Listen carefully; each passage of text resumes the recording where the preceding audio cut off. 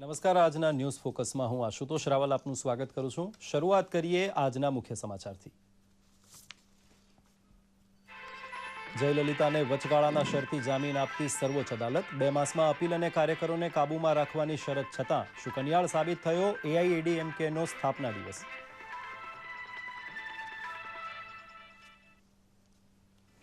નિર્ભય જેવી ક્રૂઝ મિસાઇલનું સફળ પરીક્ષણ રહેતા અમેરિકા અને રશિયાની પંગતમાં બિરાજમાન થયું ભારત। અણુબોમ્બ સાથે 1000 કિલોમીટર દૂર ત્રાટકી શકે તેવી નિર્ભય મિસાઇલ મળતા લશ્કર બનશે અભય।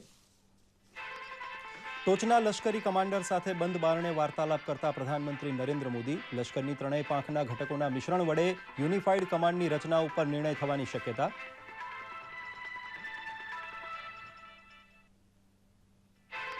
નગર રચના માટેના આદર્શ આયોજનમાં સામાન્ય માણસની સુખાકારીને કેન્દ્ર સ્થાને રાખવા મુખ્યમંત્રી આનંદીબેનની તજજ્ઞોને શીખ। ધોલેરા મેગા સિટી તથા ગિફ્ટ સિટીને ગણાવ્યા ગુજરાતના નમૂનેદાર આયોજનના સાક્ષી। ન્યૂઝ ફોકસમાં આગળ વધીએ। સર્વોચ્ચ અદાલત તરફથી શરતી તો શરતી પણ વચગાળાના જામીન મળતા ઓલ ઇન્ડિયા દ્રમુકના પ્રમુખ જયલલિતાને રાહત મળી છે। મુખ્યમંત્રી પદેથી સીધા જેલમાં જનાર પહેલા મહિલા મુખ્યમંત્રી બનેલા જયલલિતાના કેસ વિશે ઘટનાક્રમ પ્રસ્તુત છે। સુપ્રીમ કોર્ટના મુખ્ય ન્યાયમૂર્તિ એચ.એલ. દત્તુના નેતૃત્વમાં બનેલી પીઠે જયલલિતાને શરતી જામીન આપતા પોતાની અપીલ સંબંધી તમામ દસ્તાવેજ અને પેપરબુક પૂરા પાડવા સૂચના આપી હતી। અદાલતે જણાવ્યું કે જો પેપર બુક 2 મહિનાની મુદતમાં જમા નહીં થાય તો 1 દિવસની પણ રાહત આપવામાં નહીં આવે। જયલલિતા તરફથી જાણીતા ધારાશાસ્ત્રી ફલી એસ નરીમાને દલીલો કરી હતી, જ્યારે ફરિયાદી સુબ્રમણ્યમ સ્વામીએ દલીલો સામે જોરશોરથી વિરોધ નોંધાવ્યો હતો। સુપ્રીમ કોર્ટે જયલલિતાને તેમના પક્ષના કાર્યકરોને રાજ્યમાં કાયદો અને વ્યવસ્થાની સમસ્યા ન સર્જવા અનુરોધ કરવા પણ ભારપૂર્વક જણાવ્યું છે। જોકે સુપ્રીમ કોર્ટે જામીન અરજીનો નિકાલ નથી કર્યો અને પછીની સુનાવણી મુદત 18 ડિસેમ્બર નક્કી કરી છે। તે મુદત દરમિયાન જયલલિતા સુપ્રીમના આદેશોનું પાલન કરે છે કે કેમ તે પર નજર રાખવામાં આવશે। જયલલિતાને જામીન અપાયા મુદ્દે ફરિયાદી સુબ્રમણ્યમ સ્વામીએ જણાવ્યું હતું કે આરોગ્યની સ્થિતિના મુદ્દે જયલલિતાને શરતી જામીન અપાયા છે અને તેઓ 18 ડિસેમ્બર સુધી ઘર બહાર નહીં નીકળી શકે। The court has given conditional bail on the grounds that she is unwell, and this is an argument made by Mr. Nariman. And he said that she needed treatment, so she'll stay at home. She will not go out of the house or receive visitors. So therefore she will remain within the confines of the house till December 18th, when the court will consider the matter again. Furthermore, he gave an assurance to court, he will tell Jayalalitha that she should instruct all her party people to behave like civilized citizens. ભૂતકાળમાં એકવાર જામીનનો ઇનકાર કર્યા પછી અદાલતે આખરે જયલલિતાને વચગાળાના જામીન મંજૂર કરતા જયલલિતા હવે દિવાળી જેલમાં નહીં પરંતુ ઘરે મનાવી શકશે। દૂરદર્શન સમાચાર, અમદાવાદ। નિર્ભય જેવી મિસાઇલનું પ્રાયોગિક ઉડ્ડયન સફળ રહેતા ભારતની પ્રહાર શક્તિમાં એવો ઉમેરો થયો છે કે જે અમેરિકા અને રશિયાની બરોબરી કરી શકે। પ્રધાનમંત્રી નરેન્દ્ર મોદી તથા રાષ્ટ્રપતિ પ્રણવ મુખર્જીએ વૈજ્ઞાનિકોને ખૂબ અભિનંદન સાથે તેમની પીઠ થાબડી છે। નિર્ભય મિસાઇલ 1000 કિલોમીટર દૂર સચોટ લક્ષ્યભેદ કરી શકે છે, એટલે દુશ્મન દેશોને થરથર કાંપવા સિવાય હવે કોઈ છૂટકો નહીં રહે। નિર્ભય જેવા બુદ્ધિશાળી મિસાઇલની અણુબોમ્બ ઝીંકવા સહિતની ખાસિયતોની પ્રસ્તુત છે એક ઝલક। ભારતે 1000 કિલોમીટરની રેન્જ ધરાવતી ક્રૂઝ મિસાઇલ નિર્ભયનું સફળ પરીક્ષણ સંપન્ન કર્યું છે। નિર્ભય મિસાઇલને સામાન્ય મિસાઇલની જેમ જ લોન્ચ કરવામાં આવે છે, પરંતુ આકાશમાં નિશ્ચિત ઊંચાઈએ પહોંચીને તેની 2 પાંખો ખુલી જાય છે અને તે વિમાનનું રૂપ લઈ લે છે। તેની વિશેષતા એ છે કે નીચી ઊંચાઈએ પણ ઉડીને શત્રુના રડારથી તે બચી શકે છે। ગ્રાઉન્ડ સ્ટેશનથી તેનું નિયંત્રણ થઈ શકે છે। મિસાઇલ લક્ષ્યાંક સુધી પહોંચીને તેની આસપાસ ચક્કર લગાવતું રહે છે, ત્યારબાદ ધારે ત્યારે લક્ષ્યાંકને વીંધી શકે છે। મિસાઇલમાં ફાયર એન્ડ ફર્ગેટ સિસ્ટમ પણ લાગેલી છે કે જેને જામ કરી શકાતી નથી। આ મિસાઇલ હવા, જમીન અને જહાજ પરથી પણ લોન્ચ કરી શકાય છે। ये आर्मी, नेवी और एयरफोर्स की इन्वेंट्री में आके ये जो है भारतीय जो फौज की क्षमता है, मारक क्षमता अत्यधिक बढ़ जाती है। क्रूज मिसाइल का फायदा ये होता है कि आपको भी दुश्मन के डीप किसी ठिकाने के दूर ठिकाने के अंदर मार करना है और दुश्मन को आपको दिखाना भी नहीं कि आपका हमला आ रहा है, ये रडार पे नहीं आती, ये बिल्कुल जमीन के धरातल से बिल्कुल 15 फीट ऊपर जाती हुई, ये पेड़ों के ऊपर से होती हुई, घाटियों के ऊपर से अंदर से होती हुई ये दुश्मन के ठिकाने तक पहुंच जाती है। વર્ષ 2013માં પ્રથમ પરીક્ષણ વખતે ક્ષતિ સર્જાતા તે પરીક્ષણ મોકૂફ રાખવામાં આવ્યું હતું. નિર્ભય ક્રૂઝ મિસાઇલ પરમાણુ આયુધોનું પણ વહન કરી શકે છે. તે 700 થી 1000 કિલોમીટરની રેન્જ ધરાવે છે. તે સબસોનિક છે, અર્થાત તેની ગતિ ધ્વનિ કરતાં નીચી છે. તે ક્રૂઝ મિસાઇલ છે, અર્થાત જમીનની સપાટીથી નજીક ઉડી શકશે અને શત્રુના રડારથી બચી પણ શકશે. એક સાથે 24 વોરહેડ લઈ જવાની તે ક્ષમતા ધરાવે છે.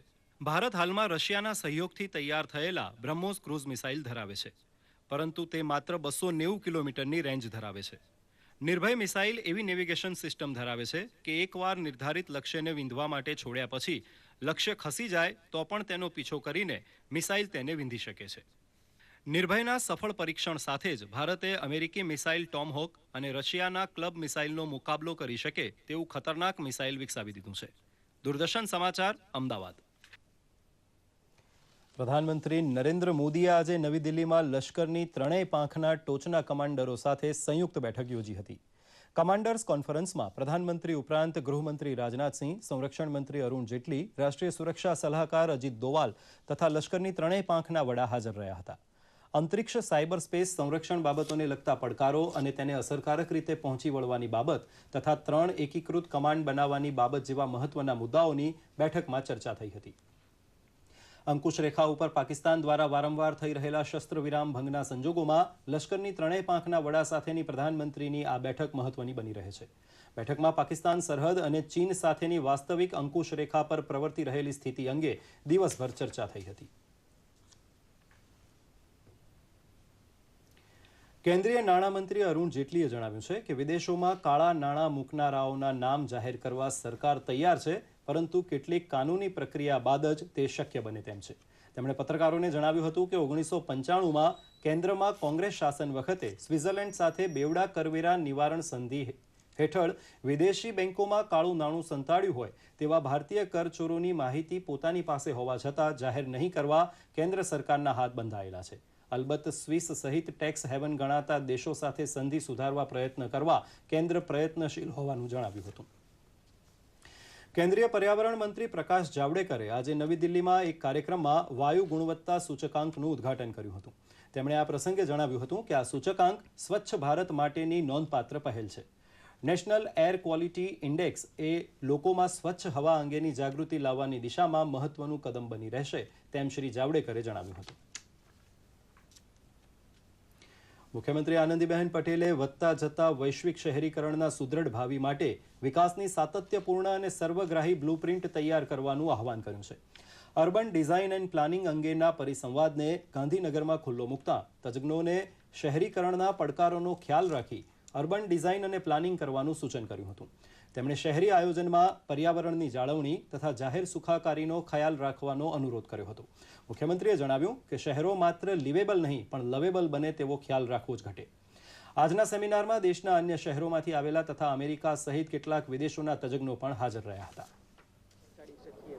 એ જ રીતે સ્લેટ ટ્રીટમેન્ટ પ્લાન્ટ આપણે શહેરોને અંદર ડ્રેનેજ તો આપી, પણ ડ્રેનેજનું જે પાણી છે એ પાણી જે ગંદુ છે એને રીયુઝ આપણે કેવી રીતે કરી શકીએ, અને એટલા માટે રીયુઝ કરવા માટે પણ ટેકનોલોજીનો ઉપયોગ કરીને આપણે શહેરોને વધારે સ્વચ્છ કેવી રીતે બનાવી શકીએ એ ટેકનોલોજીનો ઉપયોગ જે ડેનમાર્ક અને યુએસએથી જે 2 તજજ્ઞો અને બીજા તજજ્ઞો પણ છે એ આપણને આની અંદર મદદ કરવાના છે. આણંદ ખાતે રાજ્ય સરકાર દ્વારા ગરીબ કલ્યાણ મેળો યોજાઈ ગયો.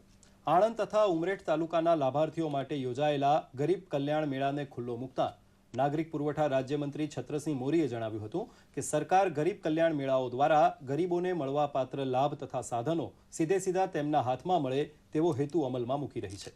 આજના ગરીબ કલ્યાણ મેળામાં 3,335 લાભાર્થીઓને રૂપિયા 267 લાખના સાધનો તથા સહાય અર્પણ કરાયા હતા. બનાસકાંઠા જિલ્લામાં વડગામ મુકામે પાલનપુર તથા વડગામ તાલુકાનો પ્રાંત કક્ષાનો ગરીબ કલ્યાણ મેળો યોજાયો હતો. શ્રમ રોજગાર રાજ્યમંત્રી દિલીપકુમાર ઠાકોરના હસ્તે 2406 લાભાર્થીઓને ₹2.5 કરોડની કિંમતના સાધનો તથા સહાય અર્પણ કરતા આ પ્રસંગે મંત્રી શ્રી ઠાકોરે જણાવ્યું હતું કે સમૃદ્ધ અને સ્વચ્છ ગુજરાતના નિર્માણ સાથે રાજ્ય સરકારની વિવિધ સહાય યોજનાઓના લાભ ગરીબોને રૂબરૂ અર્પણ કરવાનું મોડેલ સફળ રહ્યું છે. સાંસદ શ્રી હરિભાઈ ચૌધરી તથા મહાનુભાવો પણ આ કાર્યક્રમમાં હાજર રહ્યા હતા. મગફળીનું મથક ગણાતો જૂનાગઢ જિલ્લો કપાસના વાવેતર તરફ વળતો જાય છે, પરંતુ અપૂરતા વરસાદને લીધે કપાસના ઊભા પાકને ખાસું નુકસાન થતાં ખેડૂતોએ નુકસાન વેઠવાના દિવસો આવ્યા છે. તેમાં પણ ભેંસાણ પંથકમાં કપાસના પાકની અંદર રાતડિયા નામનો રોગ પ્રસરી જતા છોડ સુકાઈ રહ્યા છે. પાછલા કેટલાક વર્ષોથી સૌરાષ્ટ્રમાં મગફળીનું સ્થાન કપાસે લીધું હોવાથી અનેક ખેડૂતોએ કપાસનું વાવેતર કર્યું છે, પરંતુ ભેંસાણમાં મોસમનો પુલ વરસાદ પાકને ઉછેરવામાં ઓછો પડતા પિયતની સમસ્યા સર્જાઈ છે. લાચાર બનેલ ખેડૂતોએ પોતાની વેદના ઠાલવી કુદરતની આ થપાટને સ્વીકારી લીધી છે. નર્મદા જિલ્લાના ડેડિયાપાડા તથા સાગબારાના આદિવાસી પરિવારો આજકાલ દિવાળી માટેની ખરીદીમાં ઉત્સાહપૂર્વક રસ લઈ રહ્યા છે.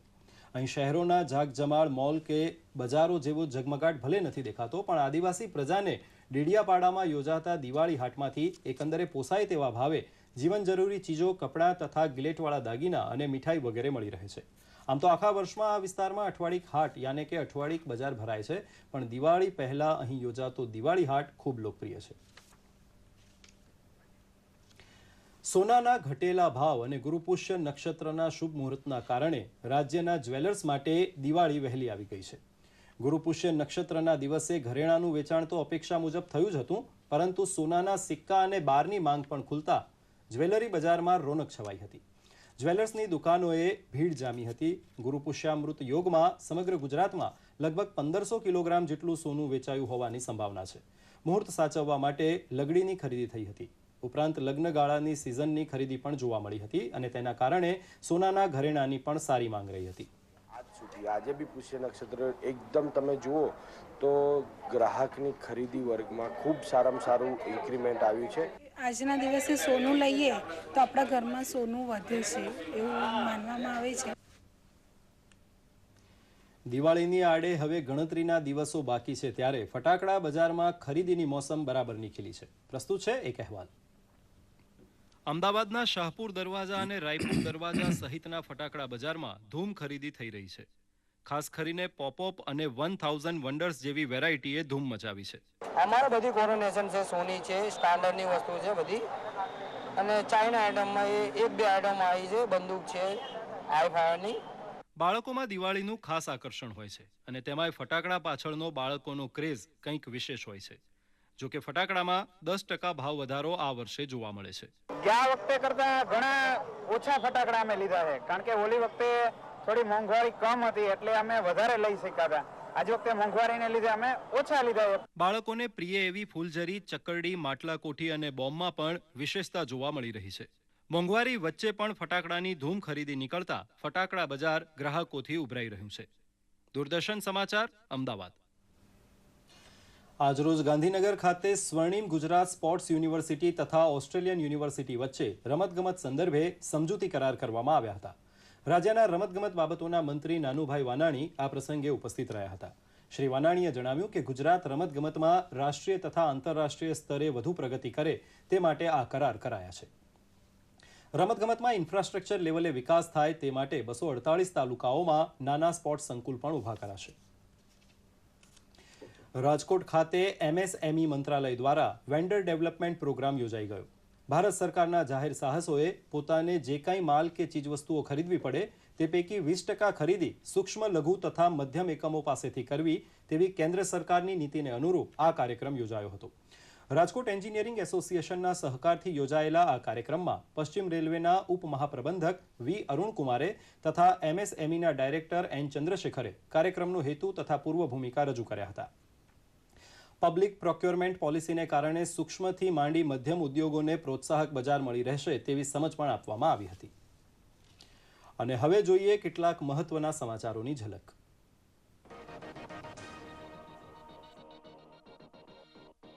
કેન્દ્ર સરકારે સર્વોચ્ચ અદાલતમાં અસમર્થતા જાહેર કરી કે કાળા નાણાં બાબત વિદેશોમાંથી મળનાર બધી વિગતો સરકાર જાહેર કરી શકશે નહીં. બેવડા કર નિવારણ સંધિ બને છે નડતર. લખનૌમાં રાષ્ટ્રીય સ્વયંસેવક સંઘની કાર્યકારિણીની બેઠક શરૂ. મુખ્યત્વે રાહત કાર્યો, પર્યાવરણ, સ્વચ્છતા તથા નાગરિક અનુશાસન જેવા વિષયો અંગે ચર્ચા વિચારણા થશે. નોર્વે તથા ફિનલેન્ડના 6 દિવસના પ્રવાસેથી દિલ્હી પરત ફરતા રાષ્ટ્રપતિ પ્રણવ મુખર્જી. ફિનલેન્ડમાં આર્કટિક સર્કલ પાર કરનાર ભારતના પ્રથમ રાષ્ટ્રપતિ મુખર્જી સેન્ટાક્લોઝના ગામની પણ લીધી મુલાકાત. સાર્ક દેશોના ઉર્જા મંત્રીઓનું દિલ્હીમાં યોજાયું 2 દિવસીય સંમેલન. સંમેલનમાં ભારત ઉપરાંત બાંગ્લાદેશ, નેપાળ, માલદીવ તથા અફઘાનિસ્તાનના ઉર્જા મંત્રી રહ્યા છે હાજર. મુંબઈ શેર બજારના સેન્સેક્સમાં નોંધાયો 109 પોઈન્ટનો સુધારો. 26,108 પર બંધ રહ્યું બજાર. નિફ્ટીમાં જોવાયો 31.5 પોઈન્ટનો સુધારો. ભારતીય ફિલ્મ ઉદ્યોગમાં અભિનય પ્રતિભાથી વિશિષ્ટ છાપ છોડી જનાર અભિનેત્રી સ્મિતા પાટીલનો આજે 59મો જન્મદિવસ. મુંબઈ દૂરદર્શન ઉપર મરાઠી ન્યૂઝ બુલેટિન વાંચવાથી કારકિર્દી શરૂ કરનાર સ્મિતાએ અનેક હિન્દી ફિલ્મોમાં આપ્યો હતો બેજોડ અભિનય.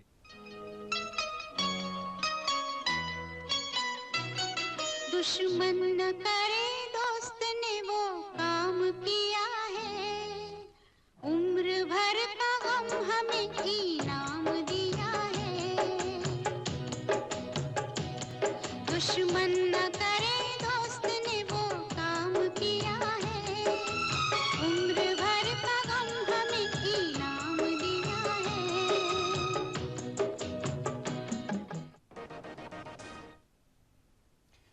દર્શક મિત્રો, આજે આપણી સાથે ન્યૂઝ ફોકસમાં આજની ચર્ચા માટે ઉપસ્થિત છે વરિષ્ઠ પત્રકાર શ્રી ધીમંત પુરોહિત. ધીમંતભાઈ, આપનું અમારા સ્ટુડિયોમાં ખૂબ ખૂબ સ્વાગત છે. થેન્ક્સ આશુતોષ.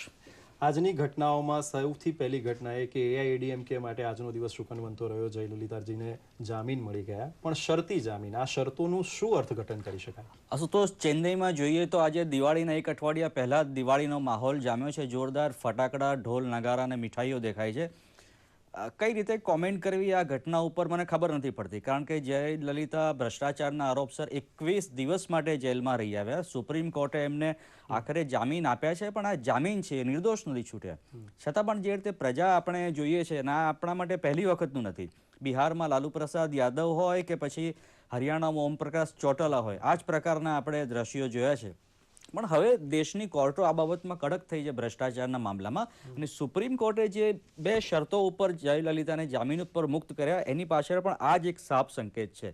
એક તો જયલલિતાને રહેમ રહે એમની તબિયતના કારણે જામીન ઉપર મુક્ત કર્યા છે, અને સાથે સાથે સુપ્રીમ કોર્ટે એમને કીધું છે કે એમના ઘરમાં રહેશે, એમના સમર્થકો ઉપર કાબુ રાખશે, ધમાલ તોફાન નહીં થવા દે. અને સૌથી અગત્યની વાત કે 2 મહિનાની અંદર એમનો જે કેસ કર્ણાટકની હાઈકોર્ટમાં છે, એના પેપર્સ બધા એમણે રજૂ કરવા પડશે, ને કોઈ પણ એડજોર્નમેન્ટ હવે જયલલિતા કે એમના વકીલ કોર્ટમાં લેશે નહીં.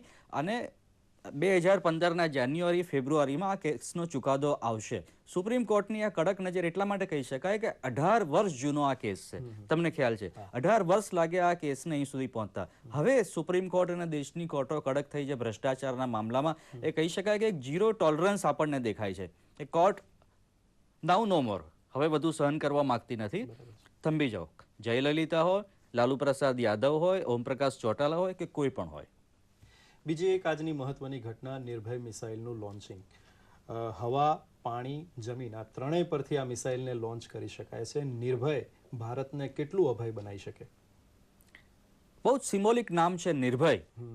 દેશભરને એક અભય વચન આપે છે નિર્ભય. આ એ પ્રકારનું મિસાઇલ છે. હું તમને સમજાવું કે મિસાઇલ 2 પ્રકારનો હોય છે, બેલેસ્ટિક મિસાઇલ અને ક્રુઝ મિસાઇલ.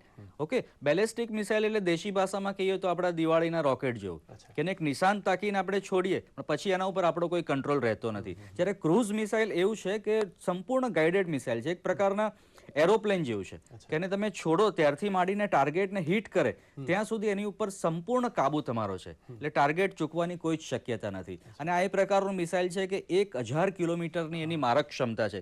એ પોતાની સાથે અણુબોમ્બ લઈ જઈ શકે એમ છે. 1000 કિલોમીટર એટલે યુ કેન ઇમેજિન પાકિસ્તાનના બધા જ શહેરો એના ટાર્ગેટમાં આવી જાય છે. અફઘાનિસ્તાન સુધી જઈ શકે છે. ચીન ઉપર પણ એનું ટાર્ગેટ હોઈ શકે છે. અને ત્રણેય રીતે એને છોડી શકાય છે, જમીન ઉપરથી, જમીન ઉપર, શિપ ઉપરથી અને વિમાનમાંથી પણ. એટલે યુ કેન ઇમેજિન કે કયા પ્રકારની એક મારક ક્ષમતા ભારત પાસે આવી છે, ખાસ કરીને એવા સમયમાં જ્યારે પાકિસ્તાન લગાતાર સીઝ ફાયરનું વાયોલેશન કરી રહ્યું છે, ગાંઠતું નથી. ચીન આપણને આપણા દેશની અંદર રોડ બનાવવા સામે બાહ્યું ચડાવે છે કે તમે અરુણાચલ પ્રદેશમાં બોર્ડર રોડ ના બનાવી શકો. એક જે દેશના પડોશીઓની પરિસ્થિતિ છે એ જોતા પહેલા એમ કહેવાતું હતું કે યુદ્ધ કરવા માટે શસ્ત્રો વસાવવા પડે, પણ હવે એક એવી પરિસ્થિતિ છે યુદ્ધ રોકવા માટે આપણે શસ્ત્રો રાખવા જરૂરી છે. એક પાવરનું બેલેન્સ હોવું જોઈએ. એ મને લાગે છે ભારતના પક્ષમાં છે આ પ્રકારના મિસાઇલ્સથી. અને એક મોટો દિવસ દેશ અને આપણા સશસ્ત્ર દળો માટે પણ એટલા માટે કહી શકાય કે મંગળ ઉપર અમેરિકા અને રશિયાની પંગતમાં બેસી ગયા અને એક બાજુ મંગળ સુધી પણ મંગળ સુધી પહોંચી ગયા, બીજી બાજુ આવા શસ્ત્રો આપણી પાસે છે. અને સૌથી અગત્યની વાત કે આ સ્વદેશી શસ્ત્ર છે, આપણે જાતે બનાવ્યું છે, આપણા પોતાની તાકાત ઉપર પોતાના નોલેજથી એક સ્વાભિમાન છે. એટલે હવે આપણી પાસે તાકાત છે કે આપણે પોતે આપણી રક્ષા અભય બનીને કરી શકીએ. ત્રીજી મહત્વની ઘટના, આમ તો એવું છે કે સામાન્ય રીતે દર 6 મહિને કમાન્ડર્સ કોન્ફરન્સ યોજાતી જ હોય છે, પણ આ વખતે પ્રધાનમંત્રી એમાં હાજર રહે, બંધ બારણે આખો દિવસ મીટિંગ ચાલે. કયા પરિપ્રેક્ષ્યમાં જોવાય આ મીટિંગને? અશુતોષ, 16/5/2014 અને 26/5/2014 આપણા દેશના ઇતિહાસમાં એક અગત્યની ડિવાઈડર લાઈન છે. જ્યારે નરેન્દ્ર મોદી દેશના વડાપ્રધાન બન્યા, નરેન્દ્ર મોદી મનમોહન સિંહ નથી કે બીજા કોઈ નથી, મોદી એ મોદી છે. એ કેટલા પ્રોએક્ટિવ છે એનું આના ઉપરથી એક સંકેત મળે છે, ઉદાહરણ મળે છે કે એક સામાન્ય રૂટીન દર 6 મહિને યોજાતી કમાન્ડર્સ કોન્ફરન્સ છે, વર્ષોથી યોજાય છે, પણ પહેલી વખત છે કે વડાપ્રધાન પોતે એમાં હાજર રહ્યા. અને માત્ર એ એક પ્રોટોકોલની હાજરી નથી, એક સજાવટી હાજરી નથી, એક્ટિવલી એમણે એમાં પાર્ટિસિપેટ કર્યું છે. અને એક એવા સમયે વડાપ્રધાન પોતે દેશના ટોચના 3 પાંખના હવાઈ દળ, નૌકાદળ અને ભૂમિદળ, આર્મી, એના 3ના ટોચના કમાન્ડરો જે આપણા દેશની રક્ષા કરે છે, બોર્ડર્સ ઉપર એક સ્ટ્રેટેજી તૈયાર કરે છે કે દેશ અને દુનિયામાં ભારતને કઈ રીતે સુરક્ષિત રાખવું, એમની સાથે ઇન્ટરેક્શન કરે છે, કોમ્યુનિકેશન કરે છે, એમની સાથેથી સરહદોની પરિસ્થિતિનો તાગ મેળવે છે અને એમને એક ચોક્કસ દિશા આપે છે, સંકેત આપે. મને લાગે છે કે પહેલી વખત કોઈ વડાપ્રધાન આટલું એક્ટિવલી દેશની સુરક્ષા અંગે એક ડ્રાઇવિંગ સીટમાં બેસીને ડિસ્કશન કરી રહ્યા છે. એક બહુ મોટું એક મોટો શિફ્ટ છે. બરાબર. અને એક બીજી કવાયત ઘણા સમયથી ચાલી રહી છે, યુનિફાઈડ કમાન્ડ બનાવવાની જે એક કવાયત ચાલી રહી છે, તો એ પરિપ્રેક્ષ્યમાં પણ કદાચ આ મહત્વની હોઈ શકે આ મુલાકાત. બહુ જ અગત્યની છે યુનિફાઈડ કમાન્ડ બનાવવાનું આપણે ત્યાં, કારણ કે અમેરિકા જેવા દેશોમાં હંમેશા આ પ્રકારની યુનિફાઈડ કમાન્ડ હોય છે. ઇરાક વોરમાં, અફઘાનિસ્તાનમાં બધે આપણે જોયું છે. યુનિફાઈડ કમાન્ડ એટલે આપણે ત્યાં જે 3 દળોની જે વાત કરી, આર્મી, એરફોર્સ અને નેવી, એ 3 અલગ અલગ ગવર્મેન્ટના ડિપાર્ટમેન્ટની જેમ સ્વતંત્ર રીતે કામ કરે છે. આપણે આ પહેલા બાંગ્લાદેશના વોર વખતે કે પાકિસ્તાન સાથેની અથડામણો દરમિયાન પણ જોયું કે આર્મીને જરૂર હોય એરફોર્સના એટેકની તો એને માટે બહુ લાંબી પ્રોસિજર હોય છે. હવે યુદ્ધમાં તમે આ પ્રકારની પ્રોસિજર ગવર્મેન્ટ ડિપાર્ટમેન્ટ્સની ફોલો ના કરી શકો. એના માટે જરૂરી છે આ યુનિફાઈડ કમાન્ડ, જેમાં એક સિનિયર માણસ કમાન્ડર હોય 3 દળોનો અને એક દેશના હિતમાં ત્વરિત નિર્ણય લઈ શકે. એનું નામ છે યુનિફાઈડ કમાન્ડ. અને એ યુનિફાઈડ કમાન્ડના અંડરમાં આ 3 પાંખો હશે, એરફોર્સ, નેવી અને આર્મી. તો મને લાગે દેશ હિત માટેનું સૌથી મોટું કદમ હશે.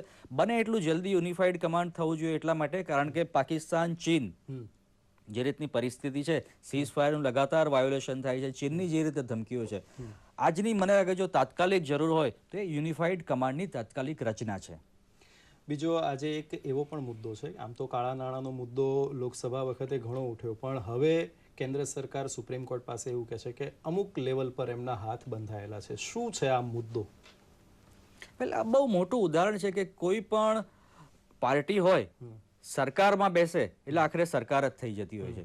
બીજેપીનો આ મોટો પોલિટિકલ ઇસ્યુ હતો, તમે જ કીધું લોકસભા ઇલેક્શનમાં કે સ્વિસ બેંકમાંથી હજારો કરોડનું ભારતનું કાળું નાણું પાછું લાવો. બાબા રામદેવે ઇસ્યુ ઉછાળેલો, બીજેપી એને મુખ્ય મુદ્દો બનાવ્યો. અડવાણી વર્ષોથી કહેતા હતા નરેન્દ્ર મોદીનો પોતાનો મુદ્દો છે, પણ હવે જ્યારે સુપ્રીમ કોર્ટ પોતે જ્યારે માંગે છે કે લાવો ભાઈ કોના કાળા નાણાં સ્વિસ બેંકોમાં છે, ત્યારે સરકાર કહે છે કે અમે આ માહિતી આપી શકીએ નહીં, કારણ કે 95માં જૂની કોંગ્રેસની સરકારે જે કોન્ટ્રાક્ટ કરેલો સ્વિસ બેંક અને જર્મની સાથે કે આ માહિતી આપી ના શકાય. મને લાગે છે જો કોંગ્રેસની સરકારનું આયોજન પંચ વિખેરી શકાતું હોય, નવા લેબર લોસ બની શકતા હોય તો આ તો એક નાની વસ્તુ છે કે 95નો કોન્ટ્રાક્ટ. હમણાં થોડી વાર પહેલા કહ્યું કે આ દિશામાં પ્રયત્નો તો ચાલી જ રહ્યા છે. તાત્કાલિક પ્રયત્નો થવા જોઈએ, કારણ કે દેશના નાગરિકને અધિકાર છે કે જે કાળું નાણું દેશના વિકાસમાં વપરાવાને બદલે સ્વિસ બેંકોમાં પડ્યું છે, કાળું નાણું જે આ દેશનો ટેક્સ નથી ભરતું, આ દેશના કામમાં નથી આવતું અને આ દેશનું છે. કોનું કાળું નાણું છે? શું કામ? એવા માણસો કોણ છે જે આ કાળું નાણું ભારતના બદલે સ્વિસની બેંકોમાં જઈને મૂકે છે? દેશના નાગરિકને એક જાણવાનો અધિકાર છે. અને જ્યારે પોલિટિકલ એ ઇલેક્શન કેમ્પેનનો મુદ્દો પણ હોય બીજેપી અને નરેન્દ્ર મોદીનો, તો તાત્કાલિક એ કોન્ટ્રાક્ટમાં સુધાર કરીને એ માહિતી સુપ્રીમ કોર્ટ દ્વારા, પાર્લામેન્ટ દ્વારા દેશના નાગરિકો સમક્ષ આવવી જોઈએ. જોકે તરત જ સરકારમાં આવતા જ મોદી સાહેબે પહેલાં તો સીટની રચના કરી જ હતી આ માટે, પણ છતાંય હવે આ મુદ્દો થોડાક માટે હમણાં અટક્યો છે. પણ આજે અરુણ જેટલી એવી પણ બાંહેધરી આપી છે કે કદાચ આ મુદ્દો એનું સોલ્યુશન પણ આવશે. બરાબર, લેટ અસ હોપ કે બને એટલી જલ્દી આપણને માહિતી મળે. આપણી સાથે સ્ટુડિયોમાં ઉપસ્થિત રહ્યા પત્રકાર શ્રી ધીમંતભાઈ પુરોહિત. ધીમંતભાઈ, આટલી તલસ્પર્શી ચર્ચા માટે અમે આપના ખૂબ ખૂબ આભારી છીએ. Thank you very much Ashutosh. અને હવે જોઈએ કેટલાક મહત્વના આંતરરાષ્ટ્રીય સમાચારોની ઝલક.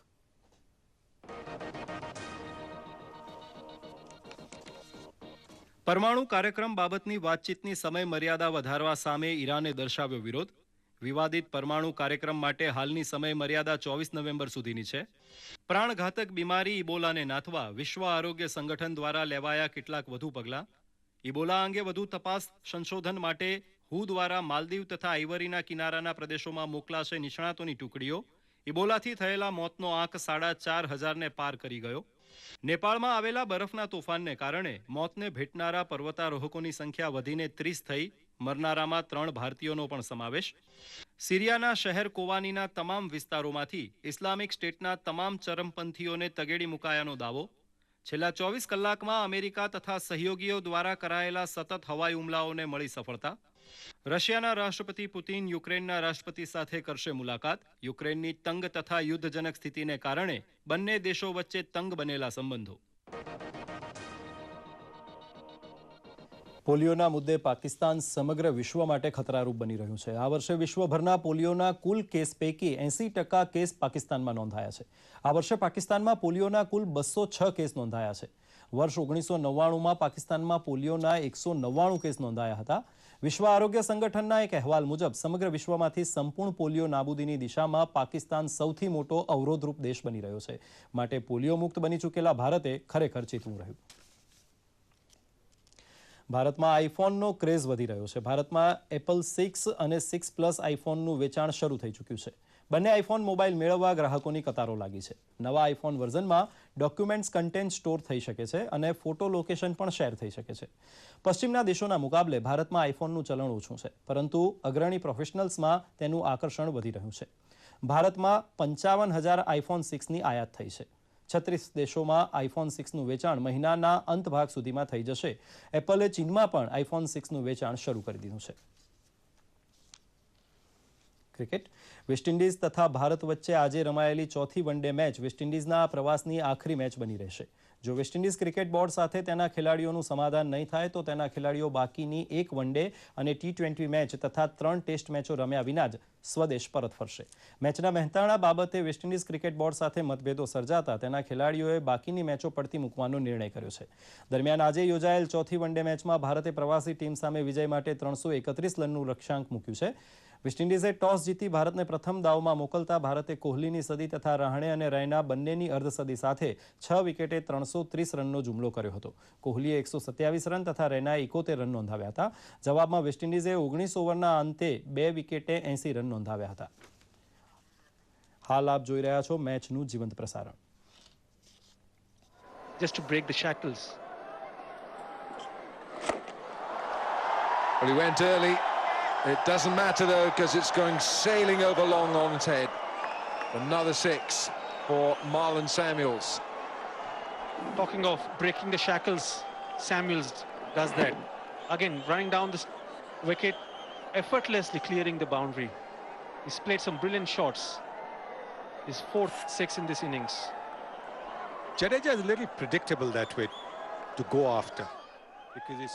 સેમ્યુલ્સે ફટકારેલી રવિન્દ્ર જાડેજાની બોલિંગમાં સિક્સર અને આ સાથે સ્કોર પહોંચ્યો છે 135 રન 5 વિકેટના ભોગે.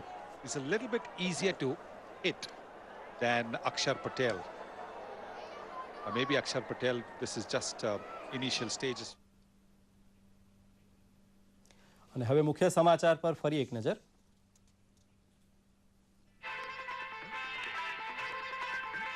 જયલલિતાને વચગાળાના શરતી જામીન આપતી સર્વોચ્ચ અદાલત 2 માસમાં અપીલ અને કાર્યકરોને કાબૂમાં રાખવાની શરત છતાં શુકનિયાળ સાબિત થયો AIADMKનો સ્થાપના દિવસ. નિર્ભય જેવી ક્રૂઝ મિસાઇલનું પરીક્ષણ સફળ રહેતા અમેરિકા અને રશિયાની પંગતમાં બિરાજમાન થયું ભારત. અણુબોમ્બ સાથે 1000 કિલોમીટર દૂર ત્રાટકી શકે તેવી નિર્ભય મિસાઇલ મળતા લશ્કર બનશે અભય. ટોચના લશ્કરી કમાન્ડર સાથે બંધ બારણે વાર્તાલાપ કરતા પ્રધાનમંત્રી નરેન્દ્ર મોદી લશ્કરની ત્રણેય પાંખના ઘટકોના મિશ્રણ વડે યુનિફાઈડ કમાન્ડની રચના ઉપર નિર્ણય થવાની શક્યતા.